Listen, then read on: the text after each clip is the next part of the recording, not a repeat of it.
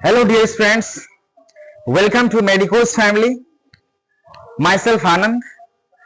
आज के इस लेक्चर में, आज के इस वीडियो में हम लोग जानेंगे कि देखो, जैसा कि तुम लोग जानते हो, बिहार बोर्ड बायोलॉजी का एग्जाम जो है 2026 का एग्जाम 2 फरवरी को बायोलॉजी का एग्जाम होने जा रहा है। मतलब 2 फरवरी को सबसे पहला पेपर जो है वो बायोलॉजी का होने जा रहा है। तो तुम में से अधिकांश लोगों को ये बात पता होगा कि मतलब ये है ना कि जैसा कि 3 सालों से मैं क्वेश्चन को गेस करता हूं, जब भी लास्ट मोमेंट आता है तो मैं अपने यहाँ जो भी यहाँ के स्टूडेंट्स है वो सारे स्टूडेंट को हम लोग क्या करते हैं, ऑफलाइन के माध्यम से जितना भी गेस्ट क्वेश्चंस होता है बहुत कम लिमिटेड देते हैं, शॉर्ट्स में और लॉन्ग में भी, और साथ ही साथ ऑब्जेक्टिव में भी देते हैं। और ऑब्वियसली पूरा A to Z वही क्वेश्चंस आते हैं। इस साल भी मैं कोशिश कर रहा हूं, ठीक है, कि मतलब हमारे यहाँ जो भी इंस्टीट्यूशन में जो भी बच्चे हैं उनको तो मिल ही गया, साथ ही साथ जो भी अगर यूट्यूब के माध्यम से और भी सारे अगर कोशिश है कि और भी सारे स्टूडेंट इसको देखें और बिहार बोर्ड के एग्जाम में बायोलॉजी में कुछ अच्छा करे, कुछ बेहतर करे, अच्छा मार्क्स लाए, ठीक है। तो देखो दोस्तों, ये क्या है ना, क्या लिखे हैं, VVI लॉन्ग क्वेश्चन आंसर 2026। मतलब ये बायोलॉजी का है, ठीक है। जैसा कि तुमको पता है ये मेनली किसकी बातें कर रहा है, लॉन्ग क्वेश्चन आंसर की बातें कर रहा है। तुम लोगों को पता ही होगा कि जो बायोलॉजी है ना, बायोलॉजी में अगर बात करेंगे तो जो लॉन्ग क्वेश्चंस होते हैं वो कितना आता है, 6 आता है। कितना? There are total 6 questions which are being long, मतलब लॉन्ग क्वेश्चंस पूछे जाते हैं उसमें, जिसमें से आपको क्या होता है, मस्ट ओनली फॉर 3 क्वेश्चंस को क्या होता है, सॉल्व करना होता है। तो देखो 6 पूछेंगे जिसमें से क्या है 3 को सॉल्व करना है, ठीक है। तो इसीलिए मैंने क्या किया, बहुत कम टाइम को देखते हुए ओनली फॉर 11 ऑब्जेक्टिव क्वेश्चन, मतलब 11 लॉन्ग क्वेश्चंस क्या है मैंने गेस किया है। और ऑब्वियसली जो क्वेश्चन 6 क्वेश्चन जो बोर्ड में आएंगे बिहार बोर्ड में, वो क्या होगा, इसी से आएगा। मतलब ये कहना चाह रहे हैं कि देखो, अगर तुमको पता है लॉन्ग क्वेश्चन में पूरा 6 क्वेश्चन रहता है, जिसमें से 3 क्वेश्चन तुमको सॉल्व करना होगा। लेकिन हमने क्या किया, इस पीडीएफ में मैंने पूरा 11 क्वेश्चंस गेस किया, ठीक है, जिसमें से 6 आपके बोर्ड में पूछा जाएगा, डेफिनेटली आएगा, ठीक है। तो देखो, अब टाइम को उतना वेस्ट नहीं करेंगे, ठीक है। ऑलरेडी मतलब बहुत लेट इस फैमिली पे आए हैं, इस यूट्यूब पे बहुत लेट आए हैं, टाइम भी बहुत गुजर गया, आप लोग को याद भी करना है, कुछ देखना भी है, ठीक है। तो अब हम लोग स्टार्ट करते हैं। सबसे पहला क्वेश्चन, ठीक है, क्या है, VVI long question answer biology का है, ठीक है। क्या लिखा है, सबसे पहला क्वेश्चन जो है, describe fertilization in flowering plant. देखो लैंग्वेज क्या है ना, बोर्ड में डिफरेंट हो सकता है, मैं मतलब लैंग्वेज जो है बोर्ड अपना अनुसार से लैंग्वेज दे सकता है, लेकिन जो क्वेश्चंस है ना वो रहेंगे, मेनली जो पूछा जाएगा यही पूछा जाएगा। क्वेश्चन क्या बोला है, सबसे पहला question, describe fertilization in flowering plant. मतलब जितना भी एंजियोस्पर्म होता है, जितना भी जो फ्लावरिंग प्लांट है, उसमें क्या बोल रहा है कि फर्टिलाइजेशन किस प्रकार से होता है उसको बताना है। या फिर और करके हो सकता है पूछे, what is double fertilization, explain with suitable diagram. मतलब अगर तुमसे पूछता है कि क्या पूछेगा कि describe fertilization in flowering plant, ठीक है, या फिर अगर पूछता है what is double fertilization, explain with suitable diagram, तो आपको क्या करना है हीरो, ये आंसर ही लिखना है। जो आंसर नीचे लिखा हुआ है ना, उसी आंसर को क्या करना है, आपको लिखना है।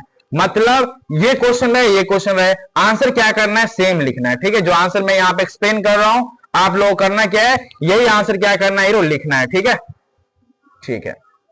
तो देखो आंसर स्टार्ट करते हैं, ठीक, क्या लिखा है देखते हैं।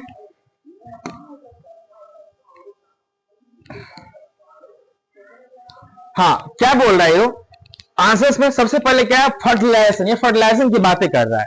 क्या बोल रहा है, fertilization, the mixing of compatible male and female gametes is called fertilization. मतलब देखो, सबसे पहली बात, आंसर किस प्रकार से लिखना है। पहला तो बोल रहा था describe fertilization in flowering plant, तो ये क्या फर्टिलाइजेशन को डिफाइन कर रहा है। क्या बोल रहा है कि the mixing of compatible male and female gametes is called fertilization, ठीक है। उसके बाद डबल फर्टिलाइजेशन की बातें कर रहा है। डबल फर्टिलाइजेशन में क्या लिखा हुआ है, pollen tube releases two male gametes into cytoplasm synergids. मतलब जो पोलन ट्यूब होता है वो दो क्या करता है, मेल गैमेट्स को क्या करेगा हीरो, रिलीज करता है कहां पे, साइटोप्लाज्म ऑफ सिनर्जिस में। One of one of the male gamete fuses with the egg to form the diploid zygote is called syngamy. अब जिसमें से क्या देखो दो तो फॉर्म हुआ दो मेल गैमेट, जिसमें से क्या हुआ जो एक होता है एक फ्यूज करके क्या बना लेता है ये fuse with egg from the diploid zygote is called syngamy. मतलब ये हुआ कि जो ये दूसरा पहला जो मेल गैमेट है ये क्या करेगा फ्यूज करेगा एक के साथ, ठीक है, ये फॉर्म करेगा डिप्लॉयड जाइगोट, इसी को हम लोग क्या बोलेंगे सिंगेमी बोलेंगे। नेक्स्ट आगे क्या बोल रहा है ये,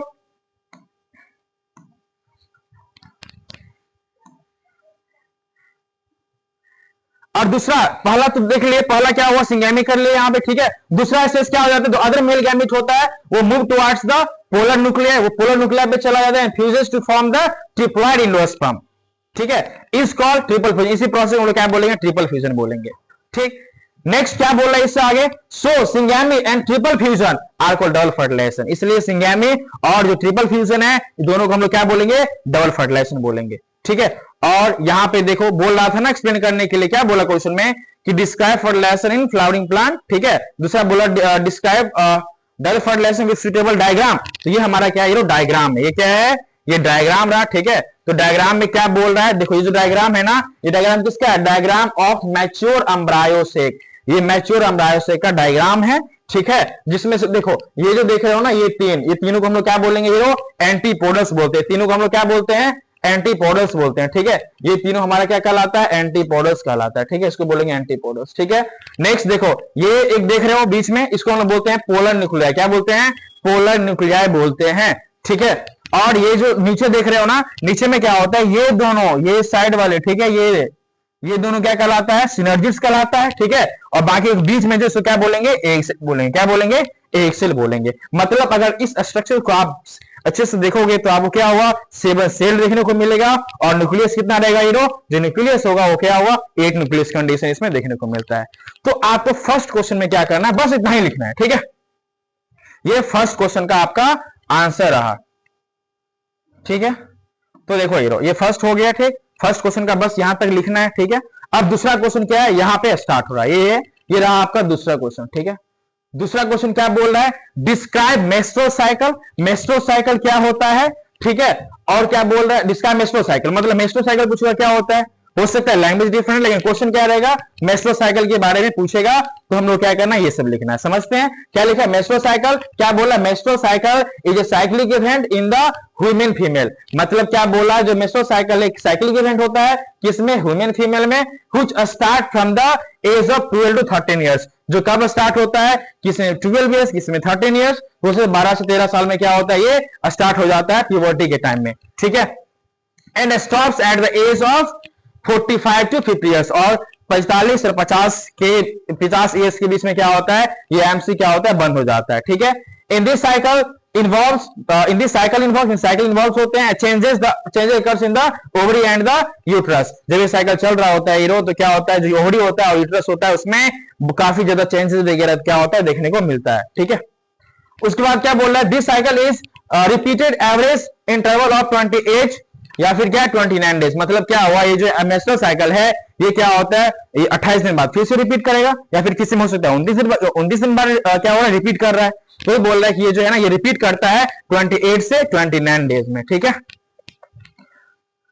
अब देखो यहां पे नेक्स्ट क्या लिखा है कि this cycle occurs in the primates such as monkeys and apes humans, मतलब क्या बोला जो मेस्ट्रुअल साइकिल होता है ये देखने को मिलता है किसमें ये तुमको मंकीज एप्स और ह्यूमन में क्या होता है ये सारे देखने को मिलता है, बाकी एडीसी, ठीक है। याद रखेंगे कि ये साइकिल जो है मेनली मंकीज एप्स और ह्यूमन में देखने को मिलता है, ठीक है। उसके बाद क्या लिखा है the cycle is completed in the 3 stages. अब देखो ये जो मेस्ट्रो साइकिल है ये साइकिल जो चलता है ये क्या है ना ये 3 स्टेज में क्या होता है कंप्लीट होता है, ठीक है। ये जो मेस्ट्रो साइकिल है ये कितना स्टेज में कंप्लीट होगा 3 स्टेजेस में कंप्लीट होता है, जिसमें से सबसे पहला कौन सा फेज है मेस्ट्रुअल फेज, सबसे पहला फेज कौन सा है मेस्ट्रुअल फेज, ये रहा सबसे पहला क्या बोल रहा है मेस्ट्रुअल फेज, ठीक है। तो क्या लिखा है it complete in 3 to 5 days, मतलब क्या बोला जो मेस्ट्रुअल फेज है ये क्या होता है 5 दिन तक क्या होता है चलता है, ठीक है, 3 से 5 दिन तक। In this endometrium was break down along with the blood and out through the vagina. इसमें जो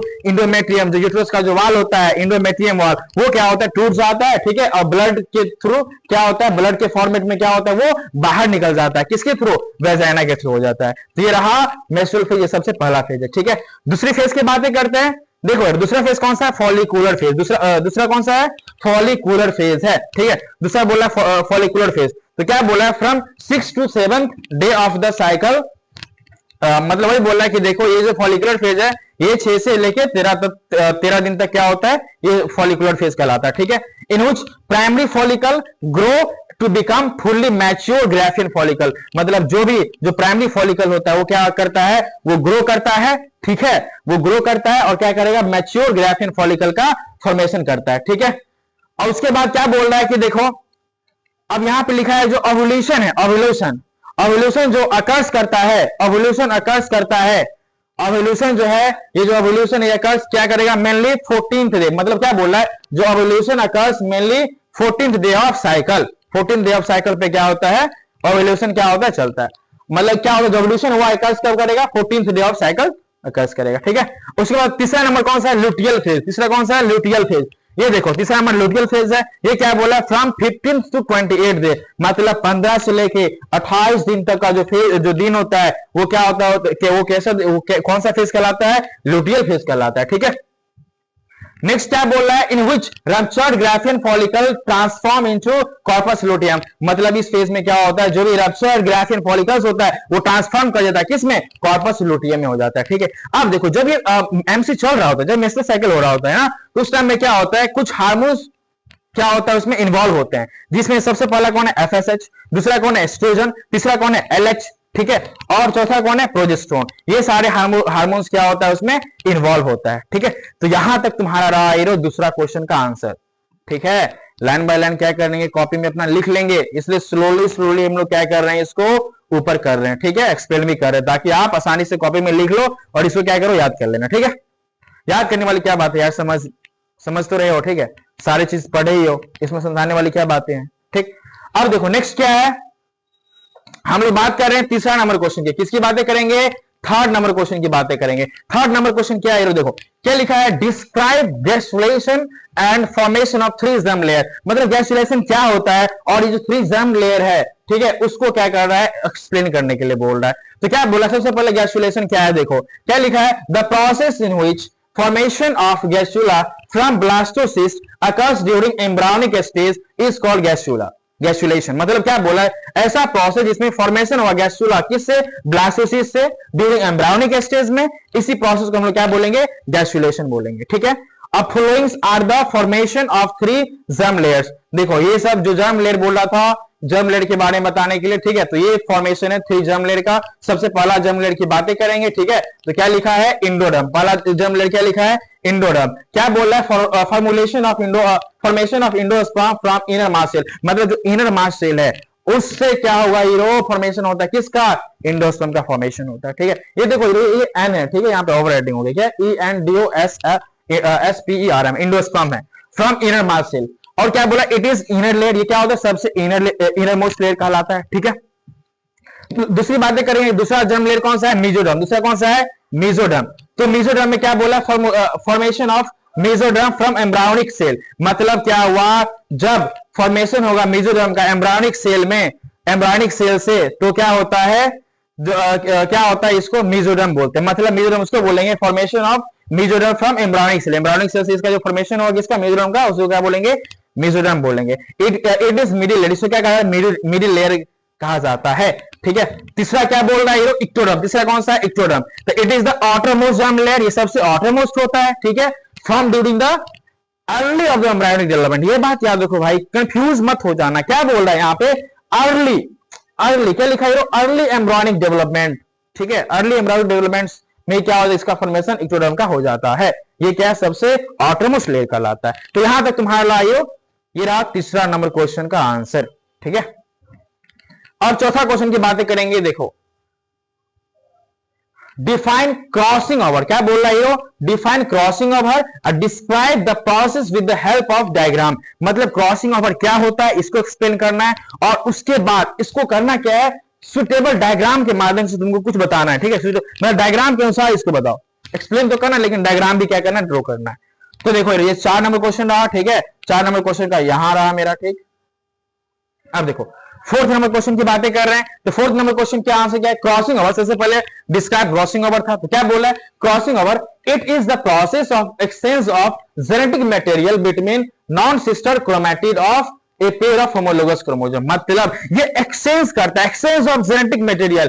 ठीक है, क्या बोल रहा है? Exchange of genetic material between non sister chromatid of homologous pair. ठीक है, अब क्रोमोसोम, इसी को हम लोग क्या बोलेंगे? क्रॉसिंग ओवर बोलेंगे। ठीक, अब देखो क्या बोल रहा है? In this process recombinase enzyme is required. मतलब जब क्रॉसिंग ओवर चल रहा होता है तो वहां पे एक एंजाइम काम करता है जिसका नाम क्या है?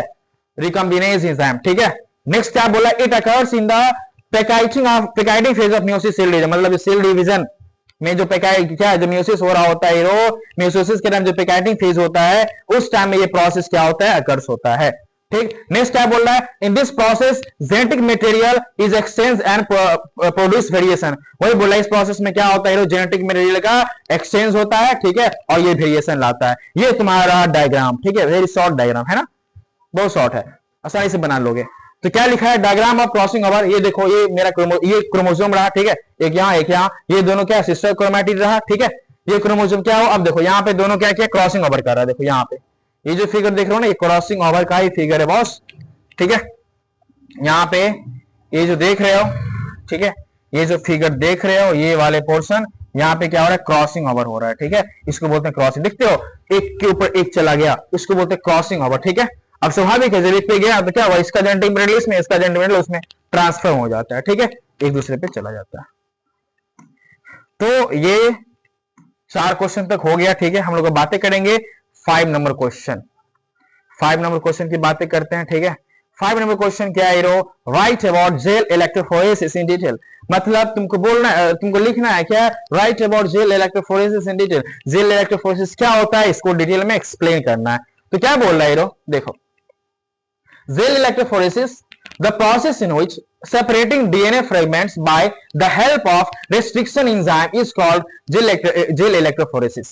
ठीक है, मतलब रेस्ट्रिक्शन एंजाइम की मदद से क्या करते हैं? डीएनए का फ्रेगमेंट को हम लोग क्या करेंगे? सेपरेट करेंगे। इस प्रोसेस को हम लोग क्या बोलेंगे? जेल इलेक्ट्रोफोरेसिस बोलेंगे। ठीक है, in which use agarose gel under electric field. वही बोल रहा है कि इसमें जो एग्रोजेल क्या होता है, इसका इस्तेमाल यूज किया जाता है। ठीक है, in which DNA fragment move towards anode. जो डीएनए फ्रेगमेंट है वो एनोड पे जाता है, and DNA fragment separate according to their size. Size के अकॉर्डिंग क्या होता है? वो सेपरेट कर जाता है। ठीक, नेक्स्ट क्या बोल रहा है?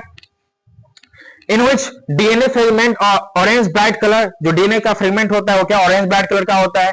दिस फ्रेगमेंट ज्वाइन वेक्टर क्या करेगा? वेक्टर ज्वाइन करेगा। ठीक है, तो यहां तक तुमको क्या करना है? जेल इलेक्ट्रोफोरेसिस के बारे में लिखना है। ठीक है, इतना लिख दो, 5 मार्क्स आएंगे ही। ठीक है, नेक्स्ट क्या है? Question number 6। नेक्स्ट क्या है? Question number 6।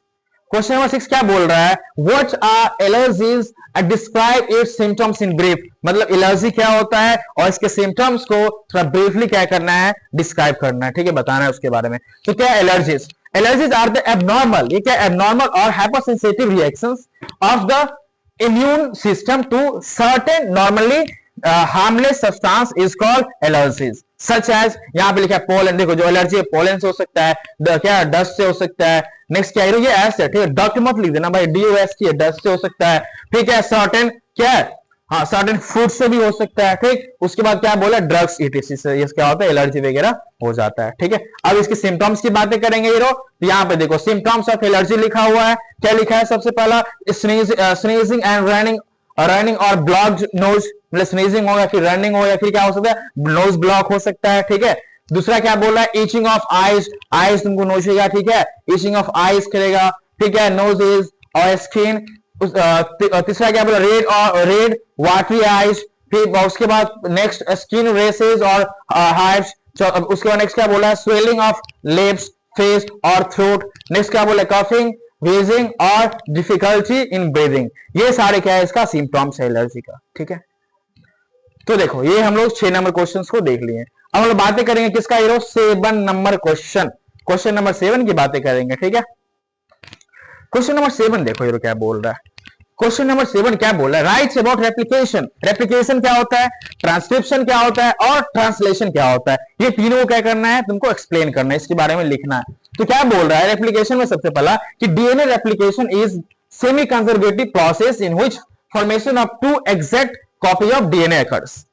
ठीक है, ये क्या रेप्लिकेशन कहलाता है, मतलब एग्जैक्ट कॉपी, रेप्लिकेशन डीएनए से डीएनए बन, रेप्लिकेशन एग्जैक्ट कॉपी से बनता है। नेक्स्ट क्या है इन दिस यूज एंजाइम्स, इसमें एंजाइम जो होता है क्या है, सबसे पहला बोल रहा है डीएनए पॉलीमरेज होता है, दूसरा लाइगेज की बातें कर रहा है। डीएनए पॉलीमरेज क्या करेगा, ऐड न्यू न्यूक्लियोटाइड, और लाइगेज होगा क्या, ज्वाइन डीएनए फ्रेगमेंट्स। नेक्स्ट क्या है ट्रांसक्रिप्शन, नेक्स्ट क्या है ट्रांसक्रिप्शन। ट्रांसक्रिप्शन में क्या बोल रहा है कि the process in which formation of RNA from DNA, मतलब डीएनए से आरएनए बनना क्या कहलाता है, ट्रांसक्रिप्शन कहलाता है। एंजाइम यूज क्या होगा, आरएनए पॉलीमरेज होगा इसमें। ठीक है, नहीं उसके बाद क्या है ट्रांसलेशन, ये क्या है ट्रांसलेशन। ट्रांसलेशन में क्या बोल रहा है, the process of formation of protein from RNA, मतलब आरएनए से प्रोटीन का फॉर्मेशन, आरएनए से प्रोटीन बनने के प्रोसेस को हम लोग क्या बोलेंगे, ट्रांसलेशन बोलेंगे। ठीक है, these 3 types of RNA take part in the translation. सबसे पहला कौन है, आरआरएनए, दूसरा कौन है, टीआरएनए, तीसरा कौन है, एमआरएनए। ठीक है, तो ये तुम्हारा क्वेश्चन नंबर 7 का आंसर। ठीक है, नेक्स्ट क्या है क्वेश्चन नंबर 8। नेक्स्ट क्या है क्वेश्चन नंबर 8। ठीक है, क्वेश्चन नंबर 8 क्या बोल रहा है, what do you understand by genetic code. Genetic code से तुम क्या समझते हो। ठीक है, जेनेटिक कोड से तुम क्या समझते हो। ठीक, उसके बाद describe the types of, describe the types and properties of genetic code. उसके टाइप्स को और उसके क्या प्रॉपर्टीज को तुमको क्या करना है, डिस्क्राइब करना, बताना है उसके बारे में। तो सबसे पहले क्या लिखा है, जेनेटिक कोड। क्या लिखा है, जेनेटिक कोड। तो क्या बोल रहा है कि the relation between the sequence of amino acid in A polypeptide and nucleotide sequence of DNA and RNA, DNA है फिर क्या होगा RNA, is called genetic code. ठीक है, याद रखना है। नेक्स्ट क्या बोला है, देयर आर 64 ट्रिपल कोडोन। अब देखो पूरे कितना कोडोन होता है, 64 मैंने बताया था। ठीक है, there are total 64 triple codon. ठीक, नेक्स्ट क्या बोल रहा है, देखो प्रॉपर्टीज ऑफ जेनेटिक कोड, यहाँ पे क्या है प्रॉपर्टीज लिखा हुआ है। नेक्स्ट प्रॉपर्टीज, क्या क्या प्रॉपर्टीज है, तो क्या बोला है, codon is triplet nature. Codon triplet nature का होता है, इस कोडोन मेक 3 नाइट्रोजनस बेस, सारे के सारे क्या 3 नाइट्रोजन बेस बनाएगा। आउट ऑफ 64, अब देखो 64 आउट ऑफ 64, ये हीरो कट है। ठीक है, out of 64 codons, out of 64 codon, जिसमें से 64 कोडोन से क्या है, उसमें से 61 कोड जो है अमाइनो एसिड्स के लिए करेगा और 3 स्टॉप क्या करेगा, कोडोन स्टॉप हो जाता है। अब दूसरा पॉइंट क्या बोल रहा है, unambiguous one codon code only 1 amino acid, एक क्या है, वो सिर्फ एक ही कोड कर सकता है अमाइनो एसिड। तीसरा नंबर क्या बोला है point, universality, the codon is nearly universal, ये यूनिवर्सल होता है। ठीक है, नेक्स्ट क्या है, degeneracy, some of amino acid coded by more than 1 codon. ठीक, पांचवा नंबर क्या बोल रहा है, non overlapping the code really sequentially, ये नॉन ओवरलैपिंग होता है, मतलब पूरा का पूरा क्या कोड होता है रीड सीक्वेंसली होगा। ठीक है, नेक्स्ट 6 नंबर क्या बोल रहा है, एयूजी ड्यूअल फंक्शंस लाइक वाला क्या है, कोड फॉर माइथो9। दूसरा क्या है, बी नंबर में also act as initiator codon. तो ये सारे बातें क्या करना है, 6 नंबर में याद रखें, मतलब जो लिखा हुआ है उसको करना है। ठीक है, इतना करोगे तो 6 नंबर क्वेश्चन में क्या है, यहां से लेके 8 नंबर क्वेश्चन में यहां से लेके यहां तक इसका आंसर रहा। लंबा है भाई, लंबा क्यों ना रहेगा, क्वेश्चन भी तो लॉन्ग आंसर टाइप है ना, इसलिए। ठीक है, अब हम लोग बातें करेंगे क्वेश्चन नंबर 9 का। क्वेश्चन नंबर किसकी बातें करेंगे, 9 की बातें करेंगे। क्वेश्चन नंबर 9 पढ़ो क्या लिखा हुआ है। ठीक है, क्वेश्चन नंबर 9 क्या बोल रहा है, what are homologous and analogous organ, explain by giving examples. ठीक है, मतलब एनालोगस और होमोलोगस ऑर्गन्स क्या होता है, दोनों को क्या करना, एक्सप्लेन करना है एग्जांपल के माध्यम से। ठीक है, तो क्या बोल रहा है, सबसे पहला आंसर देखो, होमोलोगस ऑर्गन की बातें कर रहा है, तो क्या बोला, the organ having similar fundamental structure, similar fundamental structure होना चाहिए बट डिफरेंट फंक्शन, लेकिन फंक्शन क्या होना चाहिए, डिफरेंट होना चाहिए। ठीक है, इसको हम लोग क्या बोलेंगे, होमोलोगस क्रोमोसोम, होमोलोगस ऑर्गन बोलेंगे। ठीक है, नेक्स्ट क्या बोल रहा है, इन व्हिच डाइवर्जेंट, इसमें डाइवर्जेंट एवोल्यूशन होगा। ठीक है, कॉमन एंसेस्टर, सो हाँ डाइवर्जेंट एवोल्यूशन होगा। ठीक है, इसी को बोल रहा है क्या, कॉमन एंसेस्टर। एग्जांपल की बातें करेंगे तो क्या होगा, इसमें 4 लिम्स देखने को मिलेगा, FOUR है 4 लिम्स फॉर मैन, चीता, इसमें 4 लिप्स होता है, ठीक है, etc। उसका दूसरा नंबर क्या है, माउथ पार्ट की बात करें कॉकरोच, हनी बीज, फिर क्या मॉस्किटो।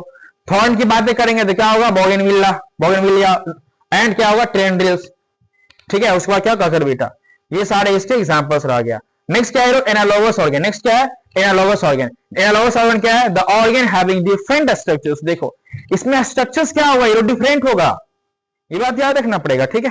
तो क्या बोला, the organ having different structures but same function is called analogous organ, ठीक है। इसमें कैसा एवोल्यूशन होता है, कन्वर्जेंट एवोल्यूशन होता है, ठीक है। एग्जांपल की बात करेंगे तो क्या लिखा है, विंग्स, जिसमें क्या आएगा, बटरफ्लाई एंड बर्ड्स आएगा। आई की बातें करेंगे तो आई में क्या आएगा, ऑक्टोपस एंड मैमल्स आएगा। स्वीट पोटैटो की थर्ड नंबर क्या है, sweet potato and potato etc. ये सारे रहा, किसका आंसर है बताओ, क्वेश्चन नंबर 9 का आंसर था, ठीक है। अब हम स्लाइड करते हैं, मूव करते हैं किस पे, क्वेश्चन नंबर 10 की ओर मूव करते हैं, ठीक है। क्वेश्चन नंबर 10 देखो, क्वेश्चन नंबर 10 क्या बोल रहा है, describe the gene therapy. Gene therapy क्या होता है, इसको डिस्क्राइब करना है। तो जीन थेरेपी लिखा हुआ है, ठीक है। ये क्या लिखा है, it is experimental technique in which healthy gene are placed by replacing defective gene, ठीक है, due to deficiency of adenosine deaminase ADA enzyme. ADA is important for immune system, ठीक है। फर्स्ट क्लिनिकल केस, सबसे clinical case, पहला clinical case कब देखा गया था, it was first used in 1980 में यूज किया गया था, 4 साल के एक लड़के पे, ठीक है। This site of production of ADA in the body is lymphocyte, ठीक, वही बोला कि इस टाइप का जो साइट का प्रोडक्शन होता है एडीए लिम्फोसाइट, ये जो ऐसा क्या बोलते हैं, site of production of ADA in the body क्या है, लिम्फोसाइट, मतलब लिम्फोसाइट में इसका प्रोडक्शन किया जाता है, ठीक है। तो ये लिखना है क्वेश्चन नंबर 10 का आंसर है, ठीक है। अब हम मूव करते हैं क्वेश्चन नंबर 11 पे। 11 क्या है, व्हाट इज बायोडाइवर्सिटी, बोल रहा है क्या, बायोडाइवर्सिटी क्या होता है, writes about conservation of biodiversity, मतलब बायोडाइवर्सिटी क्या होता है एक्सप्लेन करना है। उसके बाद क्या है, उसके कंजर्वेशन ऑफ बायोडाइवर्सिटी के बारे में लिखना है, ठीक है। तो क्या बोल रहा है, it is a variety and variability of all living organisms like plant, animal, microbes, ये सारे सबका वैरायटी, मतलब प्लांट कितना, एनिमल, माइक्रोब्स, ये सारे नेचर में कितना है, ठीक है। ये सब को हम लोग क्या बोलेंगे, बायोडाइवर्सिटी बोलेंगे। Given by Edward Wilson, biodiversity ये जो मतलब एक्सप्लेनेशन है क्यों दिया, एडवर्ड विल्सन दिए थे, ठीक है। नेक्स्ट क्या है, losses of biodiversity. Losses of biodiversity में क्या क्या है, पहला हैबिटेट लॉस, दूसरा एलियन स्पीसीज, तीसरा क्या बोले, ओवर एक्सप्लॉयटेशन, ठीक है। और उसके बाद चौथा कौन है, को एक्सटिंक्शन, क्या है, को एक्सटिंक्शन, ठीक है। ये सारे उसका लॉसेस है। नेक्स्ट पार्ट क्या बोल रहा है, इसका कंजर्वेशन लिखने के लिए, तो कंजर्वेशन ऑफ बायोडाइवर्सिटी में क्या क्या है, देखो conservation is the protection of natural world. Conservation क्या है, प्रोटेक्शन है नेचुरल वर्ल्ड का। उसके बाद क्या बोल रहा है, there are 2 types of conservation. Conservation 2 types का होता है। सबसे पहला क्या है, इन सीटू कंजर्वेशन, ठीक है, और दूसरा क्या है, एक्स सीटू कंजर्वेशन। तो इन सीटू कंजर्वेशन में क्या लिखा है, एग्जांपल की बात करेंगे, बायोडाइवर्सिटी, हॉटस्पॉट, नेशनल पार्क्स, और क्या है, विल्ड सेंचुरी, बायोस्फीयर, ये सारे किसका एग्जांपल है, हाँ, इन सीटू कंजर्वेशन का एग्जांपल है, ठीक है। इसी प्रकार हम बात करें किसका, एक्स सीटू कंजर्वेशन का, तो क्या होगा इसका example, zoological and botanical park. Zoological और बोटेनिकल पार्क होता है, देखो ये एक्स सीटू का एग्जांपल है, कंफ्यूज मत हो जाना, ठीक है। ये क्या है, जूलॉजिकल बोटेनिकल दोनों एक्स सीटू कंजर्वेशन का एग्जांपल है। उसके बाद क्या, विल्ड लैब, क्या विल्ड सफारी पार्क, और उसके बाद क्या, सीड बैंक, ये सारे किसका एग्जांपल है, एक्स सीटू का। तो ये हमारा क्या रहा, क्वेश्चन नंबर 11 का आंसर रहा, ठीक है। तो देखो ये अभी हम लोगों ने टोटल 11 क्वेश्चंस देखा है, एग्जैक्टली जैसे लिखा है ऐसे कर लेना, ठीक है। और पक्का बिलीव करो 11 क्वेश्चंस दिए, 6 क्वेश्चंस यहीं से आने जा रहा है, आपको बस 3 क्वेश्चंस ही लिखना है, 3 क्वेश्चन का आंसर लिखना है।